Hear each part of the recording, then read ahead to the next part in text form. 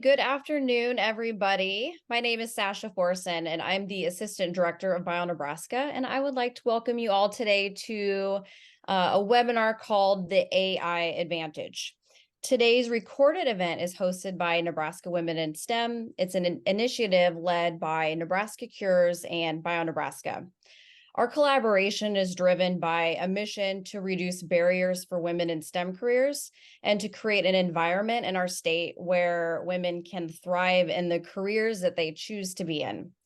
The contributions of women in STEM are more crucial now than ever, and we can only realize the true potential of Nebraska's STEM industry when we embrace all people, all genders to be participants in this really great broad scope of industries.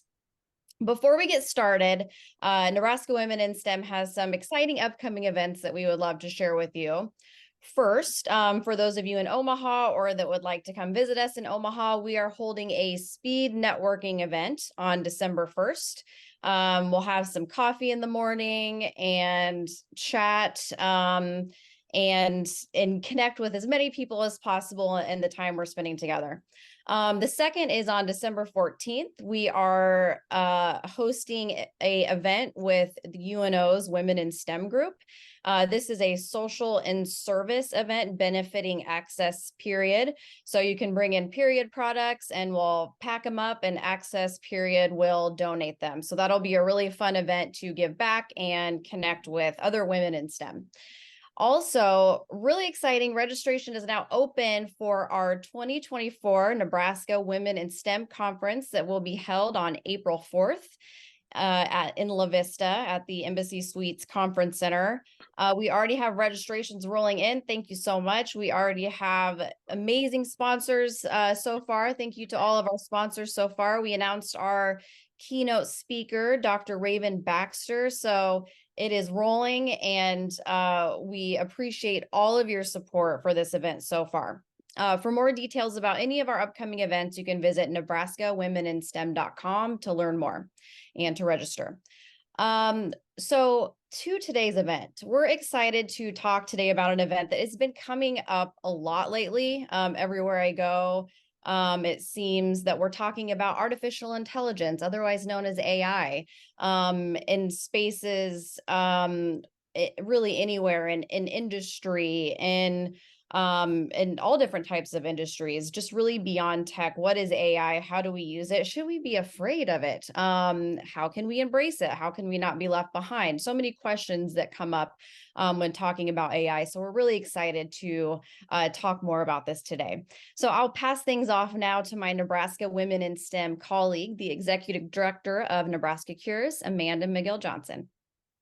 Thank you, Sasha. I have the honor of introducing our presenter, and we'll also facilitate Q&A at the end. So for those watching live, if you have any questions, pop them into the chat, and we will have time at the end to call on folks and get those questions answered at the appropriate time.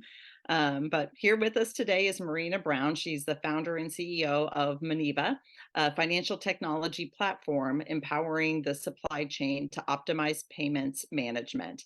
Her full bio was on our website, but I'll also share that Marina first got intrigued by AI in college. She went on to study AI at USC and has worked with such technology throughout her whole career. She's a huge proponent of empowering young women to pursue their full potential, especially in technology careers, and spends a lot of time mentoring girls in high school and college. Marina, thanks for being here. Thanks, Amanda. Thanks, Sasha. I'm super excited to be with you guys today for a variety of reasons, but mainly I love motivating women in STEM fields to just express their power, which I think the power of science is enormous, and we hold that in our hands, and we also have the ability to pass that power over to the women that come after us. And so I'm always excited to be able to talk to a group of women who's interested, obviously, or are already in technology fields or interested in technology fields, because my goal for you guys is that you will learn something today, and then you will ultimately pass it on to your daughters, your nieces, the high school girls of your friends and so on, with the strong proposal that we continue to grow women in STEM, because that's really the future of where we're headed. So I'm going to share my presentation with you guys today. Hopefully you can see my screen. Okay, awesome. All right. So basically, let me just position myself here well enough. We're talking about, we're going to talk about AI, but we're also going to talk about how women at the end of the day can benefit from that technology, and how we also can help shape that technology for the future. And then we're going to talk a little bit about STEM and how AI is ultimately feeding into STEM fields. Before I get started, it would be interesting for me to know who's the audience today. So if you guys don't mind kind of using the chat of the Zoom, and ultimately and just put in what company you represent, or what STEM field you are in, if you're in one. And then halfway through the presentation or so, we'll have a little bit of an exercise going on around AI. So have a pen and pencil around you, because this would require tiny bit math and mapping skills. So, all right. So as Amanda mentioned, my name is Marina Brown, and I definitely got interested in AI at school. But for me, it went even beforehand, which is why I think it's important, as we talk about STEM, to always talk about how we impact the younger women. I actually watched a lot of Star Trek related shows when I was younger, which ultimately motivated me to go to college and end up with a technology degree, because I wanted to be able to build the robots that I was watching in these shows. Went to USC for my master's degree in AI. However, at the time, and I'm not going to date myself, but it was quite a while back, my goal was, hey, I'm coming here to build, humanoids. They weren't quite doing that, to say the least. In fact, the AI that we were working with was how to get from point A to point B in the most efficient manner, which, as you can tell, that was obviously very important technology to develop, because today you see the implementation of it in any delivery application that you guys are using, or even in Google Maps, right? All of those technologies stem up from the research that we were doing back then, but definitely was not building humanoids. So although I will say, I am pretty sure that some of the girls that are heading into those schools these days are probably on a path of doing these things. So super excited of how that field's kind of grown up. I ultimately ended up using the knowledge that I had in fields like banking and electronic payments, and ultimately in transportation. Don't know if there's someone from Warner Enterprises on the call, but we built some cool tech around matching freight to carriers that can ultimately move that freight. It was a little bit like Tinder for transportation, right? Your perfect freight with the most amazing carrier. Next one. So outside of AI, I also get involved into the community. I volunteer a lot of hours in my kids' schools and in other areas around town. I have two teenagers, 13 and 16. Not sure quite. Obviously did not quite plan that correctly, because I think those are like the hardest ages to have for teenagers, and I happen to have them all at the same time. And then last but not least, I recently started a company back in February in supply chain and financial technology, so I'm pretty excited about that. So no doubt, 2023 is what I would call the year of AI. It's not that AI obviously did not exist beforehand, but it seems like in February, we all opened our newspapers and our mobile apps in the news, and we found out that AI is all around us. And it was basically a new concept that we were learning around generative AI. We didn't know what it was. We didn't know what it was going to do for us. We didn't know how it was going to impact us, but we knew that we really wanted it, and we needed to use it as much as we can, including businesses.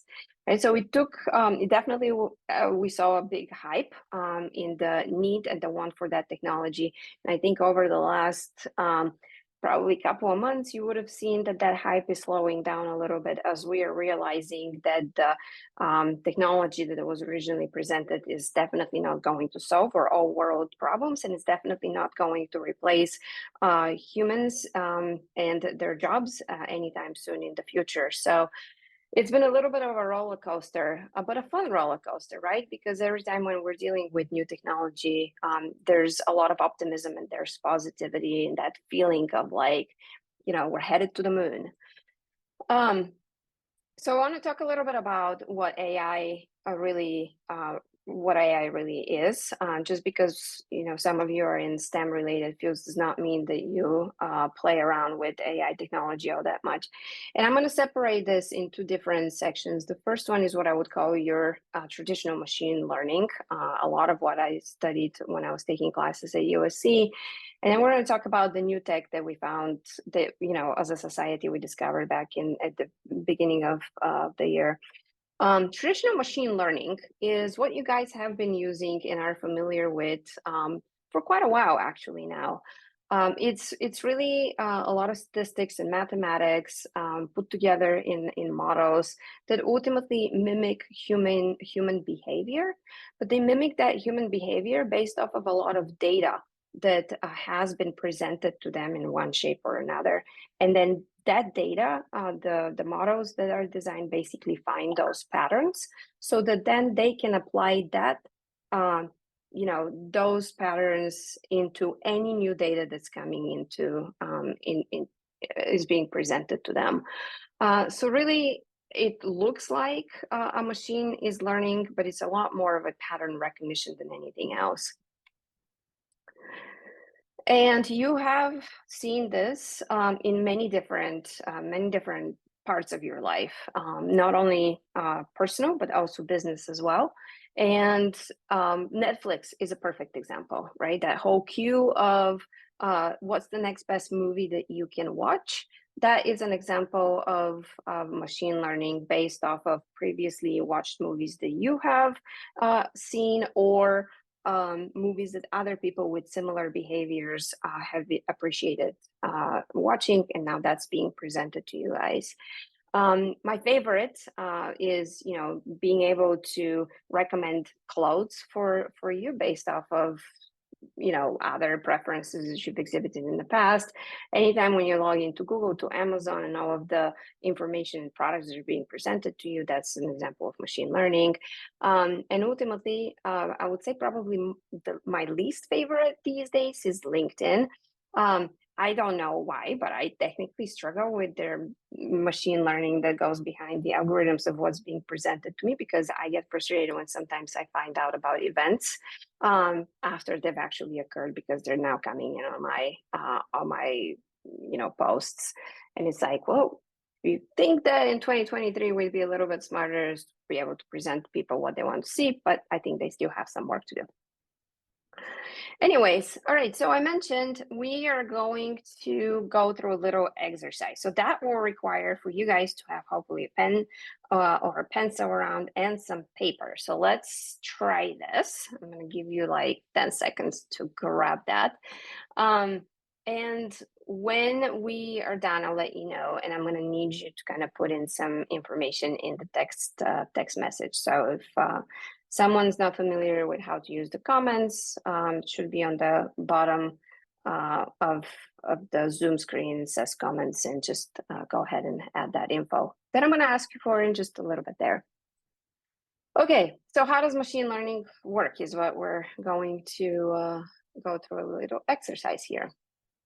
All right, pick a number, any number between 1 and 9, and it can be a 1 and it can be a 9. Okay, Now multiply that number by 9. You guys didn't know you were coming in for a, for a math class. All right, so after you've multiplied that number by 9, take the answer and add the 2 digits of the answer that you got. So if you have a 21, that would be 2 plus 1, it will be 3. If you have 35, 3 plus 5, 8.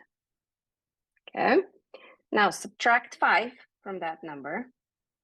So in my previous example, if you had 30, 35, that would be 8 minus 5.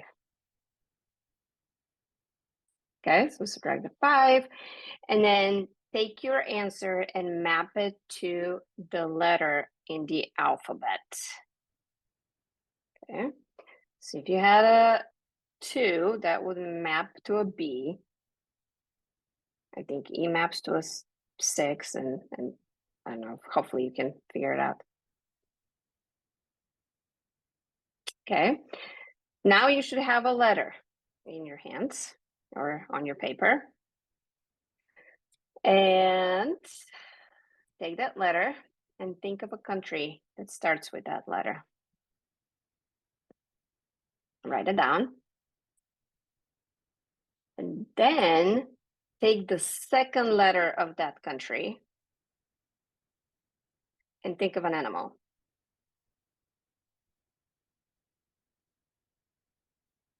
Okay, and now that you have your animal, think of the color of that animal and write it down. So you should have an animal, a country, and a color. Okay, and then put what you have about the animal, the color, and the country into the comments box. I'm going to give you a minute or so for us to do that.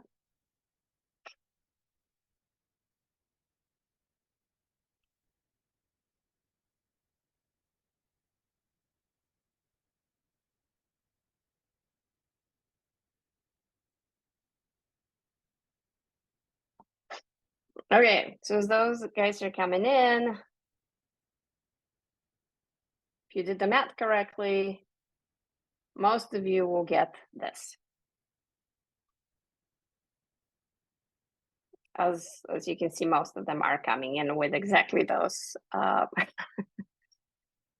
those 3 color, country, animal combination. So what this is looking to portray is that someone in a game-like manner basically developed a algorithm in which, based off of most of the responses that people like us that did this game, obviously did this country, this color, and this elephant, and ended up with these results.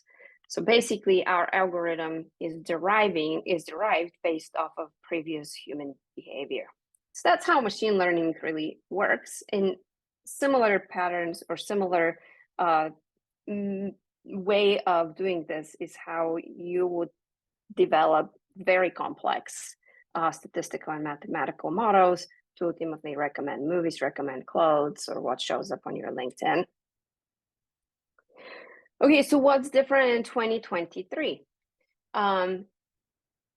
Wow, that technology that we found out earlier has been developed for many years, right? OpenAI didn't just come up overnight. Those guys that have been doing that tech have been working on it for close to 10 years, maybe even more.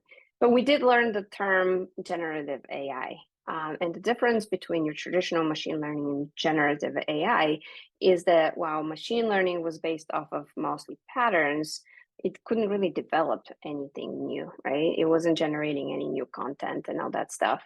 That's exactly what generative AI is now able to do. It's a class of super complex algorithms. And I don't know if I have a slide about this here, but I think ChatGPT, which we'll chat in just a little bit about, was ultimately trained on, I think they said 1 million bookshelves of data, which ultimately ends up being a quarter of the Library of Congress. And the next version of ChatGPT was version 4, was trained and includes over 300 trillion variables. You can also obviously imagine what that is, but from my understanding is that comes close to the abilities and the capabilities of the human brain, basically. But again, the biggest difference between old and new is that with generative AI, we can now actually generate content. And that content cannot just be written, but it's also images, videos, voice, music, and we're going to talk about those in just a second. I was just curious, and maybe just a quick thumbs up or something on using your emoticons. How many of you have actually used ChatGPT?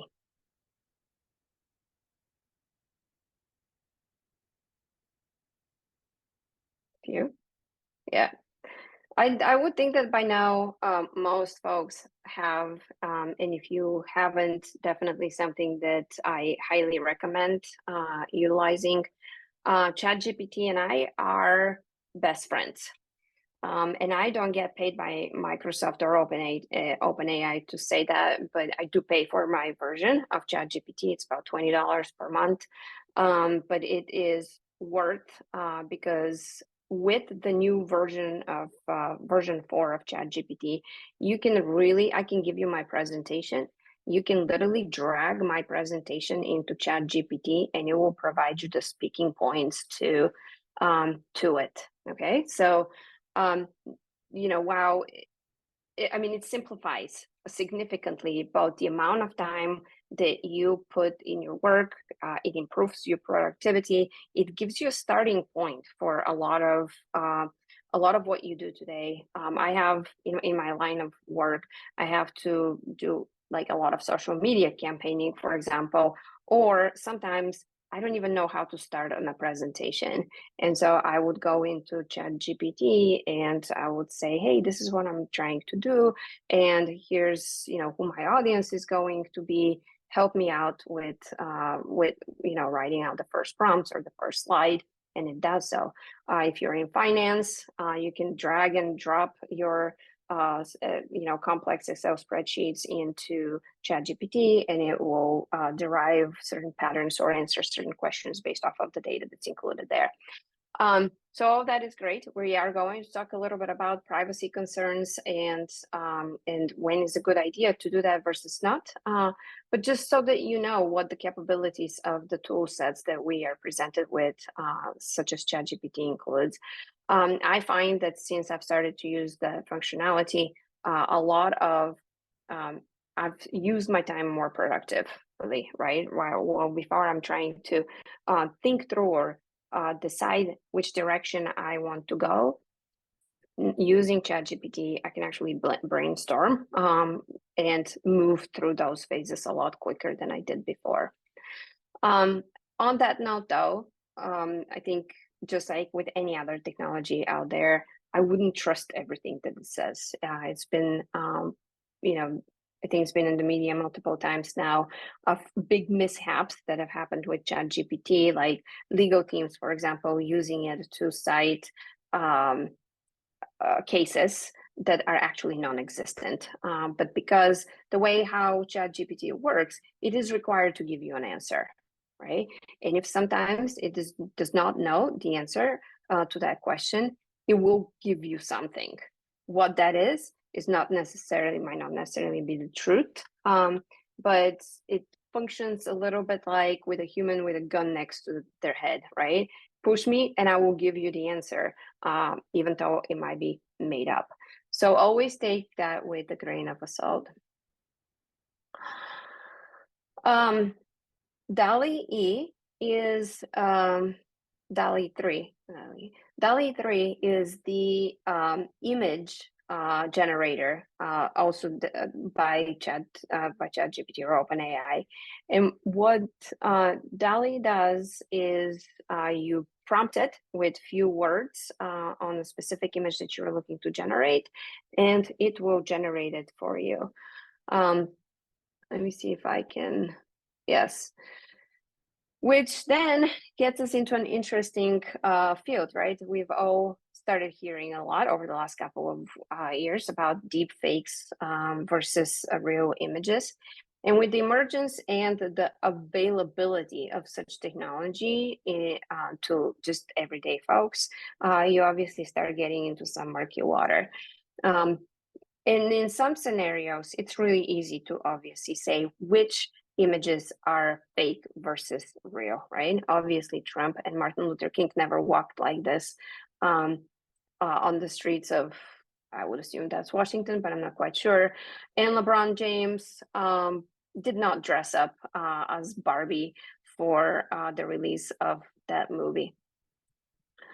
But other images are a little bit harder to see that they are fake.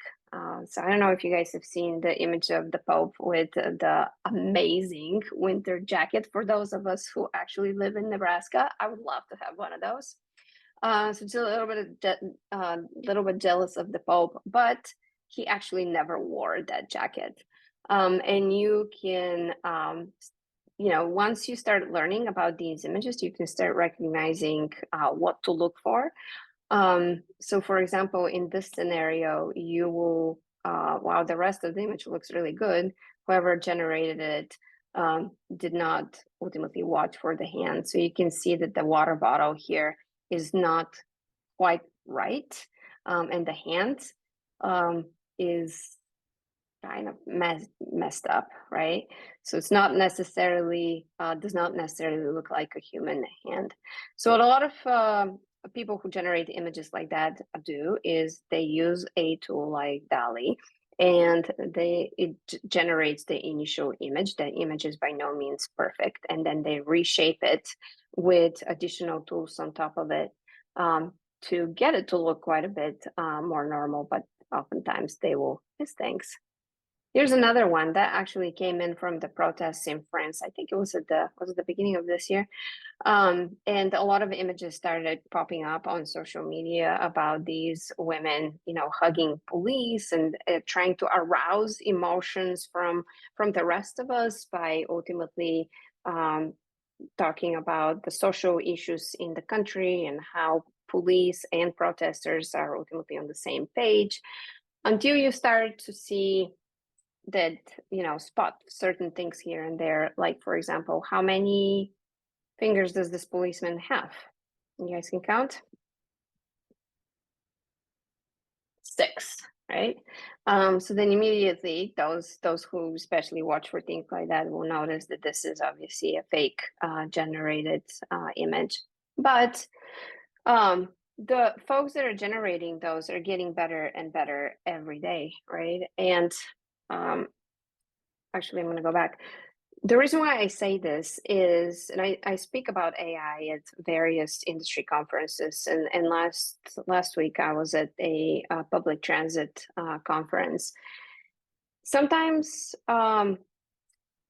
these types of images and the use of AI can ultimately have an impact on you or your work that is not appropriate. Like, for example, you start on your way to work one morning and you open up your social media page and you start seeing images of events that are supposedly happening but never did, right? There was a recent posting of the Pentagon being bombed and such events, right? And then you operationally start thinking and doing of what your next steps are based off of the information that you're getting when that information is not real.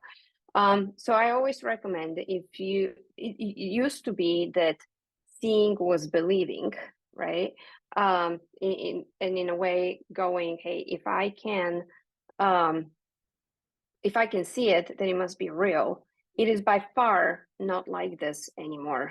So always keep an open mind and use rational thinking at the end of the day, because just like we can use technology to unite us, it can also be used to divide us. Besides images, There's also technology nowadays that can help us generate music. This one I particularly like because I like a lot of science-focused people, have zero ability to create music or creativity or whatever. So for me, being able to combine like notes from Chopin with coffee beats, for example, and create my own music is a phenomenal experience that ultimately helps me be proud of the creativity that I experience while I do this. And then there's AI for voice. I don't know how many of you do podcasting, but this is definitely an area where, with the growth of sharing more audio-based information versus, blogs and all that stuff, and for those of us who are not super keen on creating these blogs, tools like this can be game changing, both for our personal, but also for our professional careers as well, and for our businesses, because it allows us from from your own room and with your own equipment to ultimately create professionally feel and look podcasts or other audio related materials that can be further distributed. But it's not just for fun, it's not just for creativity. One of the things that I believe generative AI is going to bring to our society is kind of unleash more the humane aspect of our work. And I know that's kind of a controversial statement, but because if I'm putting AI into a call center, for example, and that AI is talking to a customer of mine, that's not really a human experience. When I talk about human experience, is it unlocks the potential for people to stop doing mundane tasks and activities as part of our jobs and really focus on serving our customers or providing that better service to the people that we work with, people that we volunteer with. And in a way, that's what generative AI is ultimately going to do for a lot of enterprises out there. Starting with, legal is one of the most used scenarios for how generative AI is going to impact our business world, right? The other one is accounting and finance. Marketing is definitely one, with generating additional and new content. You guys are very familiar, obviously, with the writer strike that, thank God, just finished a couple of weeks ago. Where they were worried that generative AI is ultimately going to start writing the scripts for the shows that we watch, and so they wanted to have some protection around that. I don't know that necessarily today's AI technology is good enough to keep us entertained in front of the TVs with a lot of new movies and all that stuff, but it could in the future. So when you talk about AI, it's also important to not only think of what it can do, but what it can do for me in my job, and how you as a leader in the company that you are working at can ultimately utilize that technology to help you do your job better, to help your company be more profitable, for you to serve your employees better. By using some of that tech. There's a lot of AI out there. And actually, one of my favorite sites is called, there's an AI for that. I believe the website is just like that. There's an AI for that. And they actually collect any new algorithms or AI companies that pop up.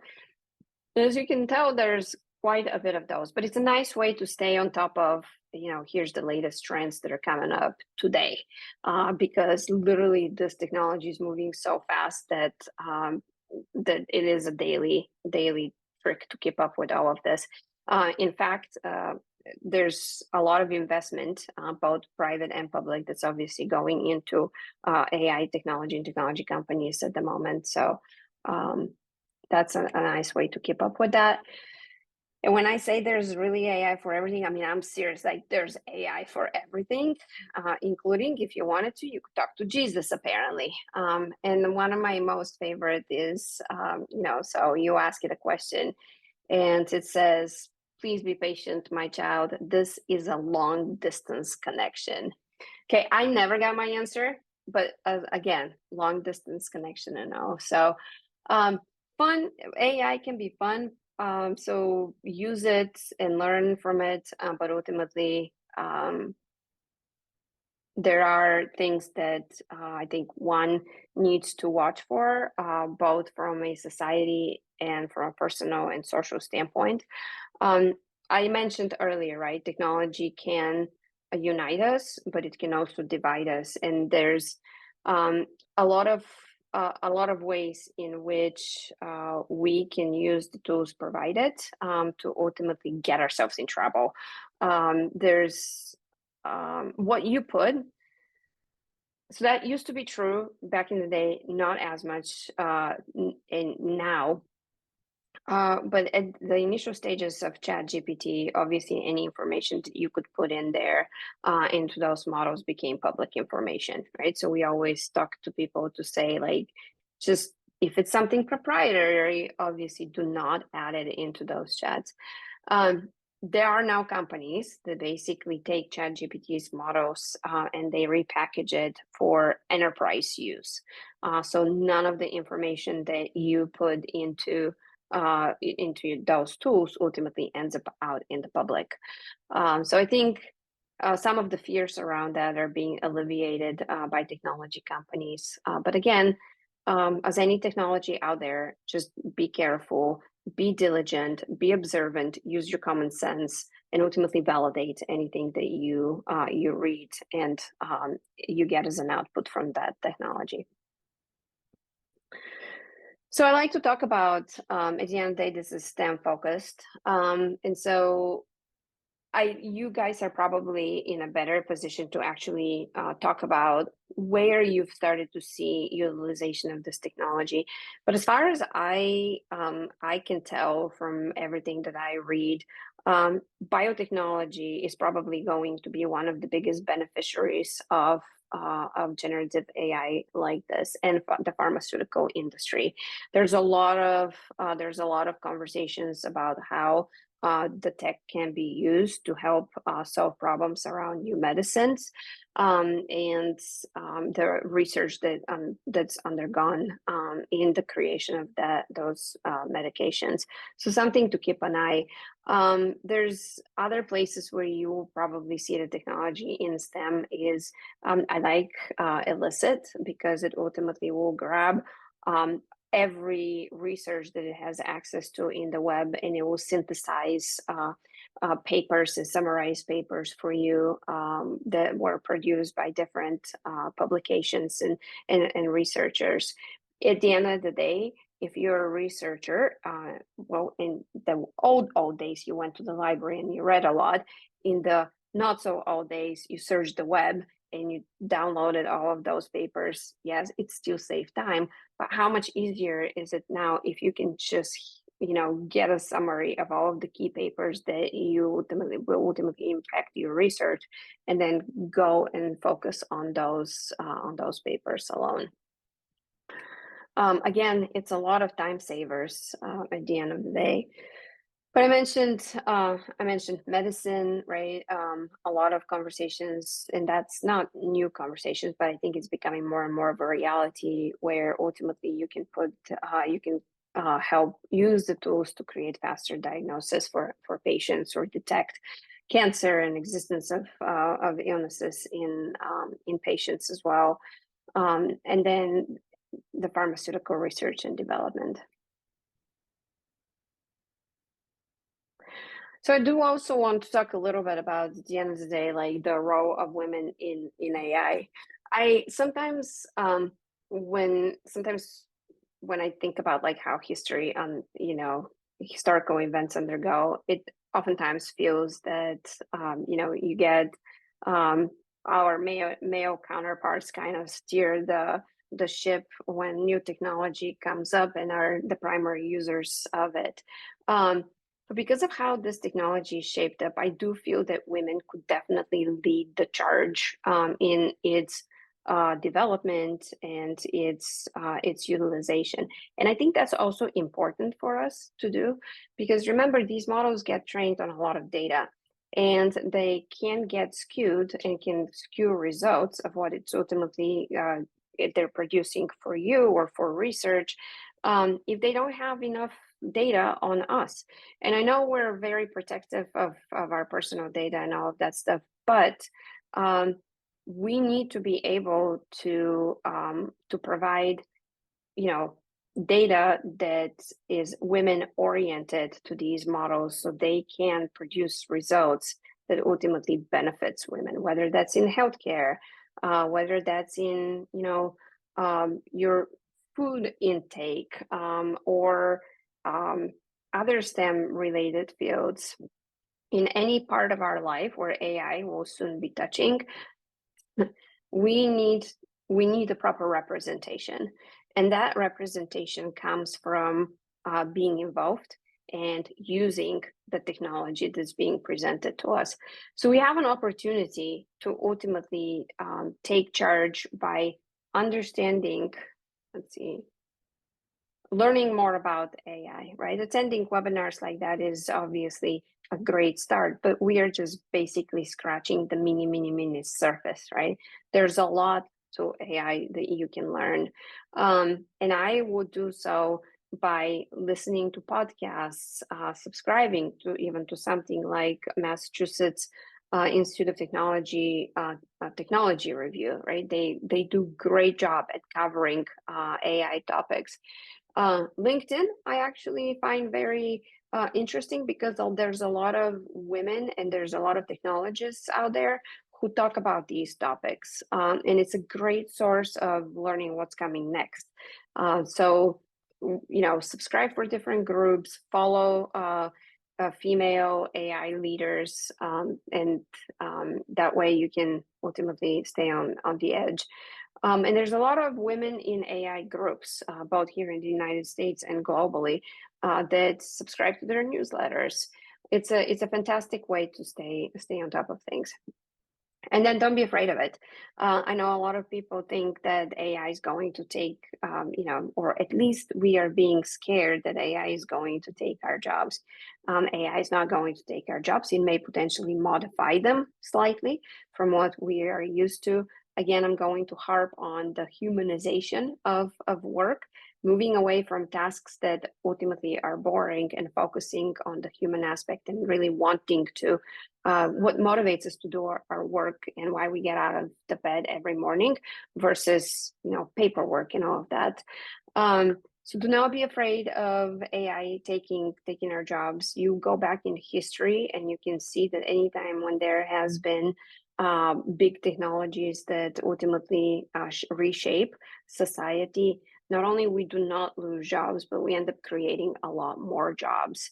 Now, these jobs may be slightly different from what we're used to, but this is why folks need to stay and have an open mind of learning, adapting, and ultimately retraining ourselves with that new technology. And then my hope is that, and I misspelled AI-related careers, not carriers. You can tell I'm in supply chain because this word should say careers, not carriers. Ultimately, my goal is that we generate a lot of excitement and interest in the next generation of women that comes after us, whether that's speaking in front of younger audiences, motivating our younger ones to go into technology fields. At the end of the day, the hope is that we generate that, or we help that next generation move into the technology fields, which ultimately will kind of help define the next big inventions. And hopefully these next big inventions are very much focused on women as well. And that's all I had. So I would love to hear some questions if you guys had any that come to mind. So now you can either put questions in the chat and we can take them that way, or if you would like to raise your hand, I can look at the participant list and see who that me, or you can unmute yourself and simply ask.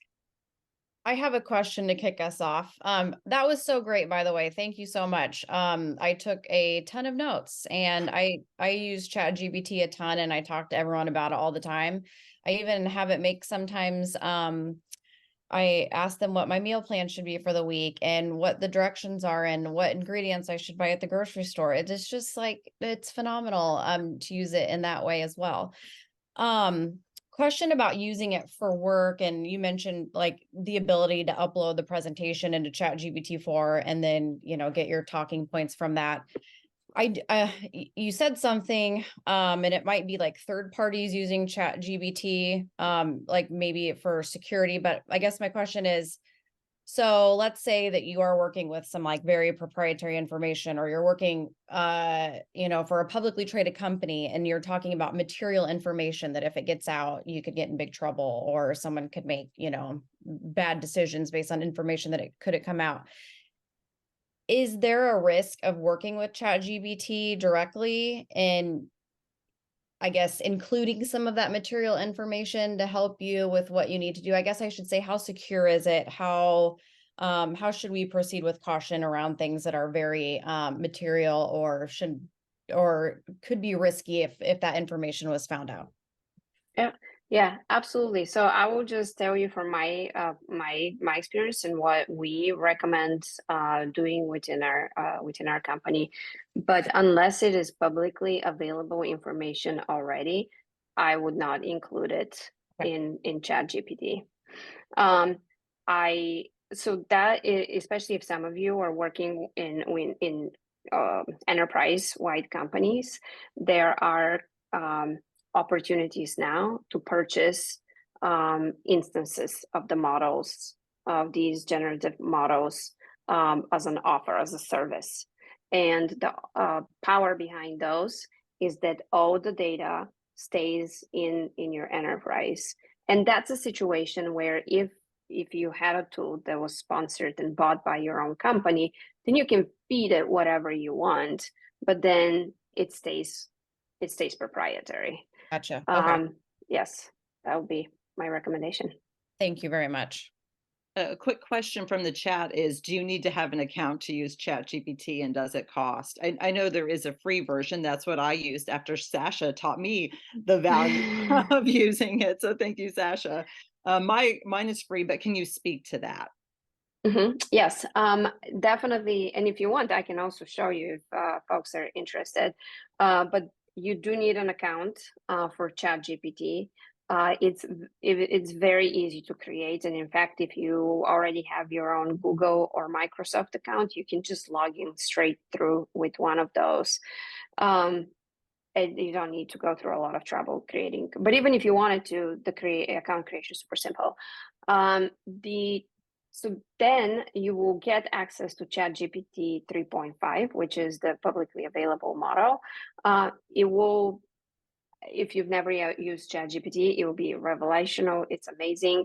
But then the next version of ChatGPT 4 is the paid version, and it will it just takes things to the next level by far, as ChatGPT 3 wasn't, right? But like it will offer you all of the ability to read spreadsheets, put together presentation content, and all of that stuff. You do pay for it. It costs $20, but per month.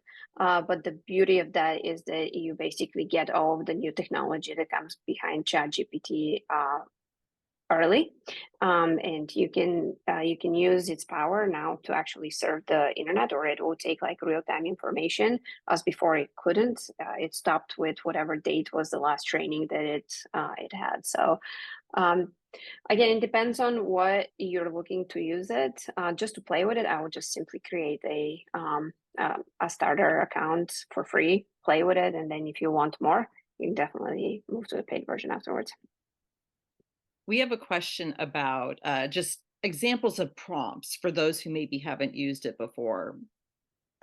Yeah, so totally. It is you can get as complicated as you want to get as complicated. So depending on what I want to do, like let's say I'm going to be doing a marketing campaign for my company, and I have a specific message that I want to go out there, and I have specific audience, and I'm talking about specific feature.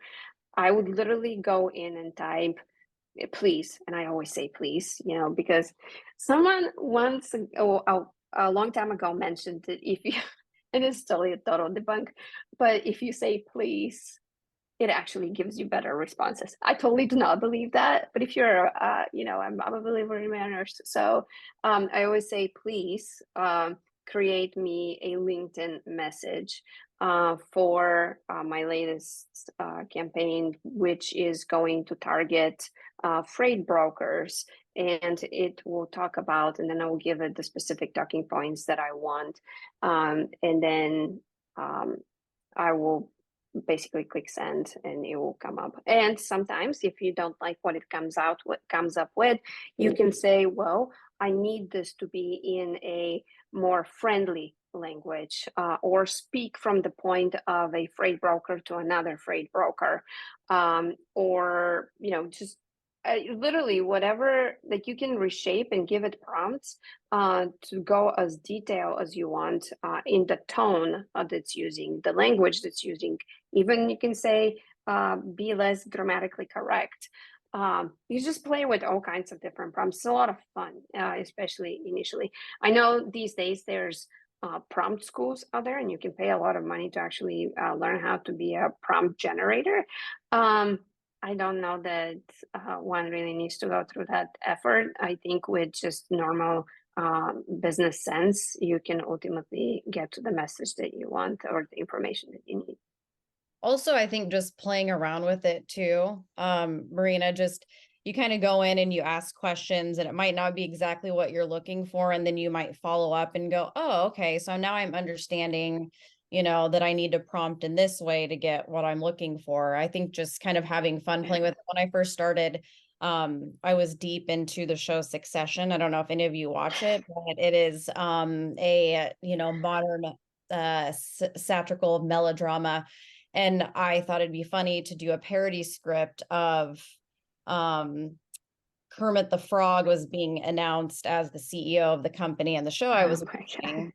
And it was just, just playing around, not taking it too seriously and having fun, and then realizing, the power of prompting and learning what works and what doesn't work and all that fun stuff. So yeah. Yeah, my favorite thing is actually it remembers, right, what you've already told it. So next time when you actually go in and ask it to do a task for you, you don't have to be as descriptive on the prompts because it already takes from whatever it was given before.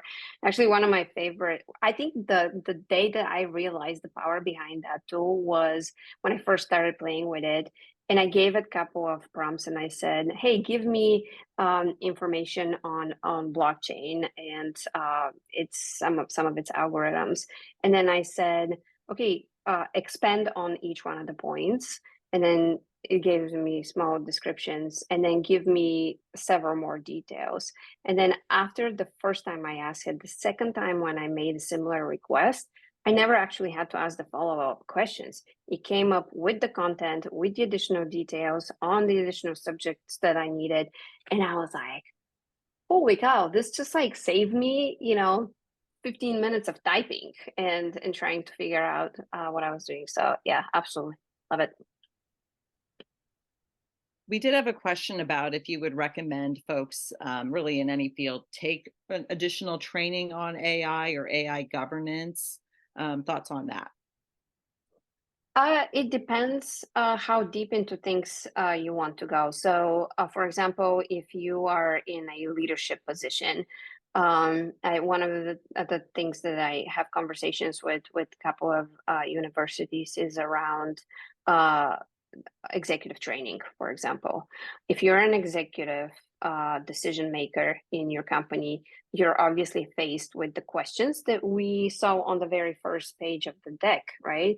How am I going to introduce this to my organization? What impact will it have? How will I train my workforce and all of that stuff? In that scenario, yes, I absolutely would recommend taking executive classes on AI. I also think that as we need to be aware of the technology and what it can do. Like, you will never be able to create additional services on top of the AI that's already built if you didn't know how it worked, right?